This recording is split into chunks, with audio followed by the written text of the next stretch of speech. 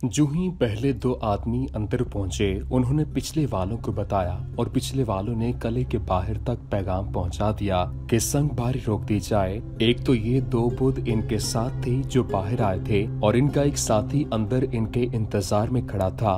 उन्होंने मोहम्मद बिन कासिम के इन जांबाजों को एक करीबी दरवाजे तक पहुंचा दिया। दरवाजे की हिफाजत के लिए चंद एक हिंदू सिपाही वहां मौजूद थे। उन्हें तो तवक्को ही नहीं थी कि मुसलमान कले के अंदर आ जाएंगे। मुसलमान जांबाज इन पर टूट पड़े। जरा सी देर में उनका सफाया करके दरवाजा खोल दिया। मुसलमानों की फौज इशारा मिलते ही रुके हुए सैलाब की तरह इस दरवाजे से अंदर आ गई।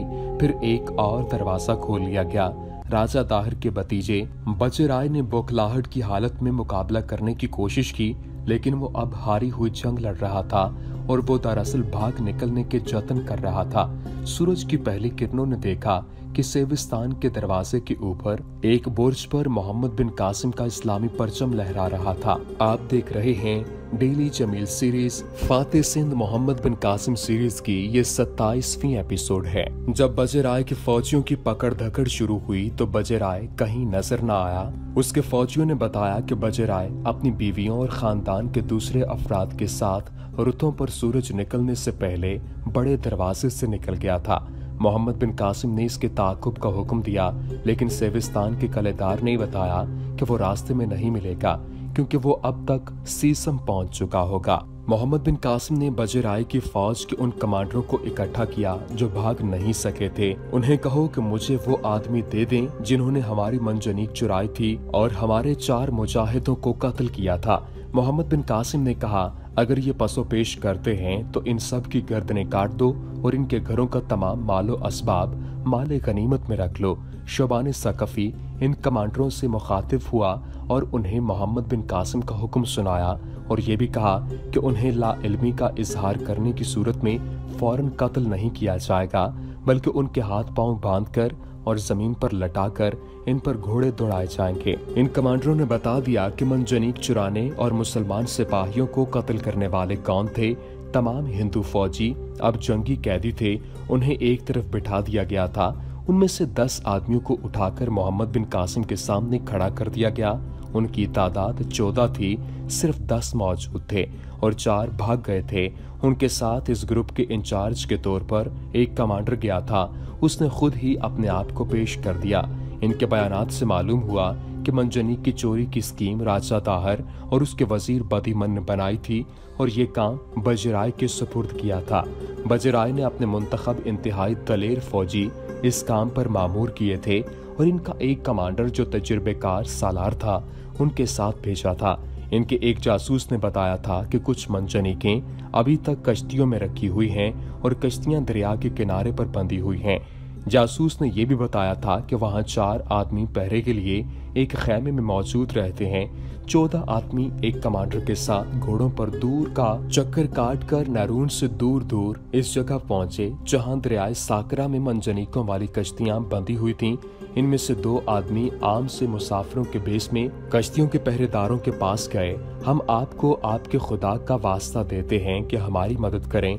इनमें से एक ने रोते हुए कहा, हम बुद्ध मजहब के आदमी हैं और सफर में हैं। हमारे साथ 2 जवान बेटियां हैं। यहाँ से थोड़ी दूर राजनों ने हमें रोक लिया है। वो हमारी लड़कियों को घसीट कर ले जा रहे हैं। उन्होंने हमसे रकम और जेवरात भी छीन लिए हैं। हमारे साथ 2 बूढ़े आदमी हैं। इन दोनों को राजनों ने कत्ल कर दिया है। हम दोनों इधर भाग आए हैं। हम चूंकि महात्मा बुद्ध के पैरोकार हैं, इसलिए हम हथियार लेकर नहीं चलते, न हम किसी के साथ लड़ाई करते हैं। क्या वो राजन घोड़ों या ऊंटों पर सवार हैं?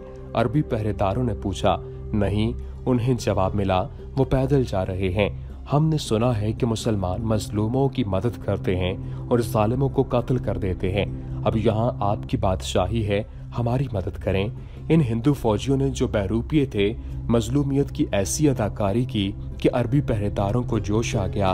उन्होंने इन हिंदुओं की मदद का ये तरीका इख्तियार किया कि इनमें से 2 तलवारें और बर्शियां लेकर इनके साथ दौड़ पड़े। इनके पास घोड़े नहीं थे, वो पैदल दौड़े जा रहे थे। दूर से औरतों की चीखों और आहोजारी की आवाजें आ रही थीं, जिनसे पता चलता था कि रासन अभी दूर नहीं गए। पहरेदार और तेज दौड़ पड़े और इस जगह जा पहुंचे जहां से औरतों की चीखें उठ रही थीं। वहां दरख्त भी थे और घनी झाड़ियां भी थीं। वहां से 4-5 आदमी उठे। उन्होंने खंजरों से इन दोनों पहरेदारों को कत्ल कर दिया। बजराय के इन फौजियों के बाकी साथी छुपते छुपाते पहरेदारों के खेमे के पास पहुंच गए। 2 पहरेदार खेमे में लेटे हुए थे। हिंदू फौजियों ने उन्हें उठने की मोहलत न दी और उन्हें खंजरों से कत्ल कर दिया। ये काम करके ये फौजी दरिया के किनारे इकट्ठे हुए और मंजनीकों वाली कश्तियों की कतार में जो आखिरी कश्ती थी वो खोली और इसे चप्पू मारते हुए ले गए। बहुत दूर दूसरे किनारे के साथ 2 जंगी हाथी खड़े थे जो इस गिरोह के साथ लाए थे। उन्होंने कश्ती खुश्की पर खींच ली और मंजनीक उतार कर रस्सों से हाथियों के साथ बांध दी। ये जंगी हाथी थे, वो बड़ी तेज रफ्तार से दौड़ सकते थे। इनकी मुहावतों ने उन्हें और ज्यादा तेज दौड़ाया और रात ही रात कई मील दूर निकल गए जहां उनके ताकुब में कोई नहीं पहुंच सकता था। इन लोगों ने मोहम्मद बिन कासिम को बताया कि इस मंजनीक को राजा ताहिर की राजधानी अरोड़ तक पहुंचाना था, लेकिन बजराय ने यह गलती की कि इस मंजनीक को किले की दीवार पर रखवा दिया। वो कहता था कि अरब की फौज सेविस्तान को फतह करने के लिए आएगी तो वो सिर्फ एक मंजनीक से अरबों का मुहासरा तोड़ देगा। लेकिन हुआ ये कि अरब की फौज आई तो उसने उरूज से 2 पत्थर फेंककर इस मंजनीक को तोड़ भी दिया और दीवार से भी गिरा दिया। बजराय को शायद मालूम नहीं था कि राजा दाहिर मंजनीक क्यों हासिल करना चाहता है। दाहिर ने यह मंजनीक अपने कारीगरों को दिखाकर इस तरह की बहुत सी मंजनीकें बनवाना थीं। ये इंकशाफ भी हुआ कि राजा ताहिर ने अरबों से, जिन्हें उसने मकरान में आबाद कर रखा था, पूछा था कि इनमें से मंजनीकें बनाने वाला कोई कारीगर है। इलाफी ने उससे जवाब भेजा था कि यहाँ कोई ऐसा अरब नहीं है जो मंजनीक तैयार कर सके। हकीकत ये थी कि इलाफियों में 2 आदमी मंजनीक बना सकते थे, लेकिन वो जानते थे कि ये मंजनीक अपने अरब भाइयों के खिलाफ इस्तेमाल होगी। मोहम्मद बिन कासिम ने इस गिरोह के कमांडर और 10 के 10 आदमियों को कत्ल करवा दिया। सेविस्तान की फौज इस रास्ते का एक और संगे मील थी जिस रास्ते से इस्लाम हिंदुस्तान में दाखिल होकर आगे बढ़ रहा था। ये रास्ता इस्लाम की शाहराह था जिस पर मुजाहिदीन इस्लाम अपने लहू के निशान छोड़ के आगे ही आगे बढ़ते चले जा रहे थे। ये सफर इतना आसान न था जितनी आसानी से ये अहाता तहरीर में आ जाता है।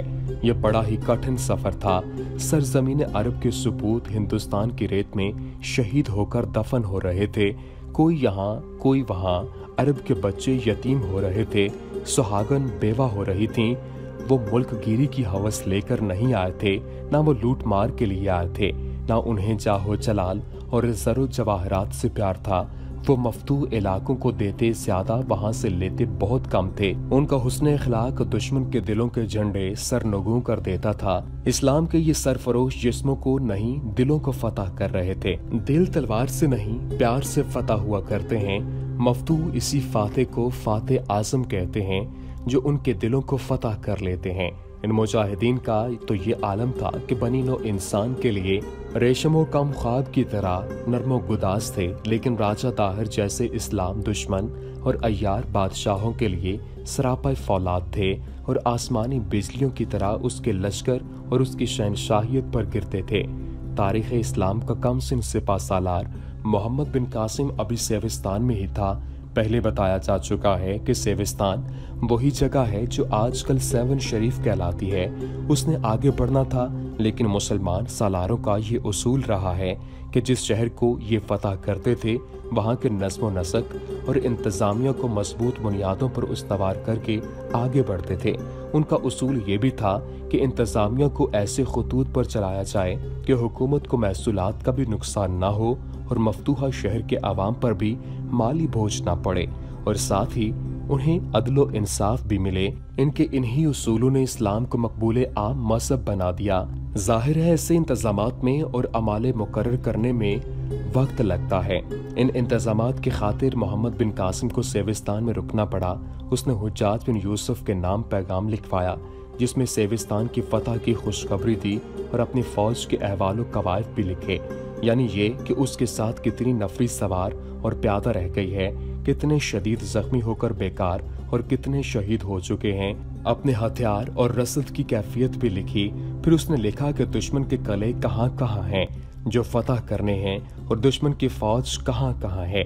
बलासरी ने लिखा है और उसकी तायद 2 यूरोपी मौर्रखों ने की है कि हुज्जाज बसरा में बैठा सिंध के मुहाज को कंट्रोल कर रहा था और कभी कोई ऐसा हुक्म भी भेज देता था जो मोहम्मद बिन कासिम की बनाई हुई स्कीम के मुताबिक नहीं होता था। मसलन मोहम्मद बिन कासिम किसी तरफ पेशकदमी करने वाला है और बसरा से हुज्जाज का पैगाम आ जाता है कि फलां तरफ जाओ, तुम्हें दुश्मन फलां पोजीशन में मिलेगा। मौर्रख लिखते हैं कि हुज्जाज के लिए ऐसे अहकाम अंधाधुन या क्यास आराई पर मबनी नहीं होते थे। उसका अपना भी जासूसी का एक निज़ाम था जिसके जरिए उसे मुहाज की तमाम तर इत्तलाएं और सही सूरत हाल मिलती रहती थीं। पैगाम रसानी का इंतजाम ऐसा तेज रखा गया था कि सिंध के अंदरूनी इलाकों में से भेजा हुआ पैगाम सिर्फ 1 हफ्ते में बसरा पहुंच जाता था और उसी रफ्तार से बसरा का पैगाम हर उस जगह पहुंचा दिया जाता था जहां उस वक्त मोहम्मद बिन कासिम होता था। इस तरह उसकी जंगी हिदायत बिल्कुल सही होती थी और बर वक्त पहुंचती थी। मोहम्मद बिन कासिम अभी सेविस्तान में था। शहर के इंतजामात तकरीबन मुकम्मल हो चुके थे। पेशकदमी की तैयारियां थीं। कले में उसकी फौज की गहमा गहमी थी। शहर की रौनकें फिर से जिंदा हो गई थीं। घर घर में सुकून और इत्मीनान था। वो खौफो हिरास जो मुसलमानों की कला में दाखिल होते ही लोगों पर तारी हो गया था, वो खत्म हो चुका था। मुसलमान फौजियों ने हुस्न सलूक से लोगों को ये तासुर दिया था कि वो मफतूह जरूर हैं लेकिन गुलाम नहीं। सूरज लबे बाम था। कले के दरवाजे बंद होने में थोड़ा सा ही वक्त बाकी था। बाहर खेतों में काम काज करने वाले लोग अंदर आ गए थे और जब दरवाजे बंद होने का वक्त आया तो 2 आदमी कले के बड़े दरवाजे पर आ रुके। उनके साथ 2 ऊँटनियां थीं, एक पर एक औरत और दूसरी ऊँटनी पर 2 औरतें सवार थीं। दोनों आदमी पैदल थे। औरतों के घूंघट लटके हुए थे। दोनों आदमियों के चेहरे गर्द से अटे हुए और कपड़े भी गर्द आलूद थे। पता चलता था कि बहुत दूर से आए हैं। कौन हो तुम लोग? दरवाजे के ऊपर एक बरूज से आवाज आई। कहाँ से आए हो? क्यों आए हो? बड़ी दूर से आए हैं, एक आदमी ने मुंह ऊपर करके जवाब दिया। हम पनाह ढूंढ रहे हैं। अंदर आओ और डेवड़ी में रुक जाओ। ऊपर से आवाज आई, जल्दी करो, दरवाजा बंद हो रहा है। दोनों आदमी ऊंटों को साथ लेकर अंदर चले गए। पहरेदारों के कमांडर ने उनसे पूछा कि वो कहाँ से और क्यों आ रहे हैं। उन्होंने किसी गुमनाम सी जगह का नाम लेकर बताया कि वहाँ उनका जीना हराम हो गया है। उनकी अपनी फौज उन्हें तंग करती है। हम गरीब लोग हैं। इनमें से बड़ी उम्र के आदमी ने कहा, हमारे पास कुछ भी नहीं जो हम दे दिलाकर सुकून की जिंदगी बसर करें। ये 2 बहनें हैं जो हमारी बदकिस्मती से जवान हैं और खूबसूरत भी हैं। हम इन्हें फौजियों से बचाते हैं। यही हमारी दौलत है और यही हमारी इज्जत है। तुम्हें किसी मुसलमान ने तो परेशान नहीं किया? नहीं, उसने जवाब दिया। मुसलमान आ जाते तो फिर कोई खतरा ही न रहता। हम ये सुनकर आए हैं कि मुसलमान हर किसी की इज्जत की हिफाजत करते हैं और किसी के माल अमवाल पर हाथ नहीं डालते। आप हम दोनों को कले से निकाल दें। इन दोनों लड़कियों और इनकी माँ को अपनी पनाह में ले लें। हम तो बहुत दिनों से रेगिस्तान में भटकते फिर रहे हैं। बेशुमार रातें आसमान तले गुजारी हैं और दिन धूप में झुलसते गुजरते रहे हैं। उन्होंने अपनी दास्तान ऐसे अंदाज से सुनाई कि मुसलमान पहरेदारों के दिल पसीज गए। इनके कमांडर ने उन्हें कहा कि वो अंदर चले जाएं और पूछे कि सराय कहाँ है, वहां जाकर रहें, रहने को जगह मिलेगी, खाने पीने का इंतजाम भी है। तुम्हारा मजहब क्या है? हम बुद्ध हैं, उन्होंने जवाब दिया। सराय में डेरा डालो। कमांडर ने कहा, फिर अपनी इबादतगाह में जाकर अपनी शमनी बुतों का मजहबी पेशवा से मिलना। वो तुम्हारे मुस्तकिल ठिकाने का इंतजाम कर देगा। शहर में कई मकान खाली पड़े हैं। ये उन हिंदुओं के मकान हैं जो यहाँ से भाग गए हैं। मुसाफिरों ने झुककर शुक्रिया अदा किया और अंदर चले गए। उस वक्त कले की दीवार पर एक सिपाही मगरिब की अजान दे रहा था। उसकी आवाज सुरीली तो थी, लेकिन उस आवाज में कुछ ऐसा तासुर भी था कि ये मुसाफिर रुककर उसे देखने लगे। उन्होंने पहली बार अजान सुनी थी। उन्होंने ये भी देखा कि मुसलमानों की फौज मैदान में इकट्ठी हो रही थी और सिपाही सफ़ें बांध रहे थे।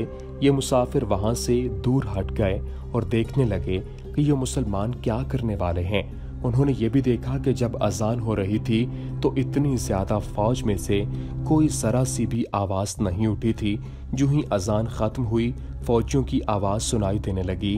वो सफ़ें सीधी कर रहे थे, फिर सफ़ें सीधी हो गईं और एक आदमी उनके आगे खड़ा हो गया। उसका मुंह भी उसी तरफ था जिस तरफ हर किसी का मुंह था। ये एक मशहूर वाक़या है जो मुतअद्दिद मुअर्रिखों ने लिखा है और तारीख़ मासूमी में तफसील से बयान किया गया है। मुसलमान फौज मगरिब की नमाज बाजमात पढ़ रही थी।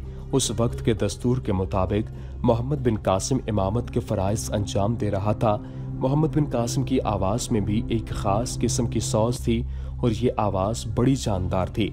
उसने जब किरत की तो ये मुसाफिर और ज़्यादा मुतासिर हुए और मुसलमानों की इस जमात को रुकू और सजदा करते इन्हिमाक से देखते रहे। इनके अंदाज से पता चलता था जैसे वो अपनी बप्ता और सफ़र की सोबतों को भूल गए हों। उन्होंने ऊँटनियों को वहीं बिठा दिया और औरतें उतर आई थीं। दोनों लड़कियां मोहम्मद बिन कासिम को देख रही थीं। ये तो बच्चा सा है, बूढ़ी औरत ने कहा, और देखो कितना प्यारा है। दोनों लड़कियों ने दूर से मोहम्मद बिन कासिम को इस तरह देखा जैसे उनकी नजरें इस नौजवान सालार के वजूद के साथ चिपक गई हों। नमाज हो चुकी, फौज वहां से जाने लगी। मोहम्मद बिन कासिम वहीं खड़ा था। बाज सिपाही अकीदतमंदी से उससे हाथ मिलाते और वहां से हट जाते थे। इस तरह हुजूम कम होते होते इतना सा रह गया कि मोहम्मद बिन कासिम था, 2-3 सालार थे और शबान सकफी के अलावा 3-4 मुहाफिज थे। दोनों मुसाफिर आगे बढ़े। आगे उन्हें नैरून का एक नौ मुस्लिम मिल गया जिससे उन्होंने पूछा कि मुसलमानों ने ये क्या किया है। उन्हें बताया गया कि उन्होंने इबादत की है और ये कौन है जो सबसे आगे खड़ा था। यह हमारा सिपा सालार है। मुसलमान ने जवाब दिया, जिस तरह तुम अपनी फौज के सालार को फौज का हाकिम कहते हो, इबादत के वक्त ये हमारा इमाम होता है। क्या हम इसे मिल सकते हैं? एक मुसाफिर ने पूछा और कहा, हम बड़ी दूर से आपके सालार की और आप सबकी तारीफ सुनकर आए हैं। आगे चले जाओ। मुसलमान फौजी ने कहा, वहां तुम्हें पता चलेगा कि हमारे सालार से मिल सकोगे या नहीं। वो इस तरफ चल पड़े जहां मोहम्मद बिन कासिम खड़ा था। दोनों लड़कियां और उनकी मां भी उनके साथ साथ जा रही थीं। मोहम्मद बिन कासिम ने उन्हें देखा तो आहिस्ता आहिस्ता उनकी तरफ चल पड़ा। दोनों मुसाफिर उस तक पहुंचे। घुटने जमीन पर टेक कर उन्होंने हाथ जोड़े और इतना झुक गए जैसे सजदे में जा रहे हों। दोनों लड़कियों ने मोहम्मद बिन कासिम के करीब जाकर और उन आदमियों की तरह दो जानू होकर मोहम्मद बिन कासिम की अबा पकड़ी और उससे चूमा। उनसे पूछो ये क्या चाहती हैं? मोहम्मद बिन कासिम ने अपने तर्जुमान से कहा। तर्जुमान ने उनसे उनकी जुबान में पूछा तो इन मुसाफिरों ने वही कहानी सुनाई जो उन्होंने किले के दरवाजे पर पहरेदारों के कमांदार को सुनाई थी। दोनों लड़कियों ने घूंघट उठाए तो सब ने देखा कि वो बहुत ही खूबसूरत थीं। उन्होंने तर्जुमान की तरफ देखा और उसके आगे हाथ जोड़ दिए। अपने राजा से कहो कि हमें अपने महल में नौकरी दे दे। लड़कियों ने इल्तिजा की, हम यहीं महफूज रह सकती हैं। चूंकि मोहम्मद बिन कासिम वहां मौजूद था इसलिए कोई और आदमी इसकी नुमाइंदगी में जवाब नहीं दे सकता था। तर्जुमान ने मोहम्मद बिन कासिम को बताया कि लड़कियां क्या दरख्वास्त कर रही हैं। इन लड़कियों ने जो अल्फाज कहे थे तर्जुमान ने वही अरबी जुबान में दोहराए। मोहम्मद बिन कासिम ने शबान सकफी की तरफ देखा और मुस्कुराया। शहनशाहियत दुनिया के हर खित्ते में मौजूद है। मोहम्मद बिन कासिम ने शबान सकफी से कहा, ये गरीब लोग समझते हैं कि इन बादशाहों को खुदा ने बादशाहों के रूप में ही जमीन पर उतारा है। हम इन लोगों को कैसे समझाएं कि सारी दुनिया का शहनशाह सिर्फ एक है और वो अल्लाह की जात है जो मुझे भी बादशाह और राजा समझ रहे हैं। फातेह सिंध मोहम्मद बिन कासिम सीरीज का सिलसिला जारी है। इससे आगे क्या हुआ वो आपको अगली एपिसोड में बताएंगे। उम्मीद करते हैं कि आपको हमारी ये वीडियो पसंद आई होगी। वीडियो पसंद आने की सूरत में लाइक कीजिए, शेयर कीजिए और हमारे चैनल को सब्सक्राइब करना मत भूलिएगा। वमा अलैना इल्लल बलागुल मुबीन।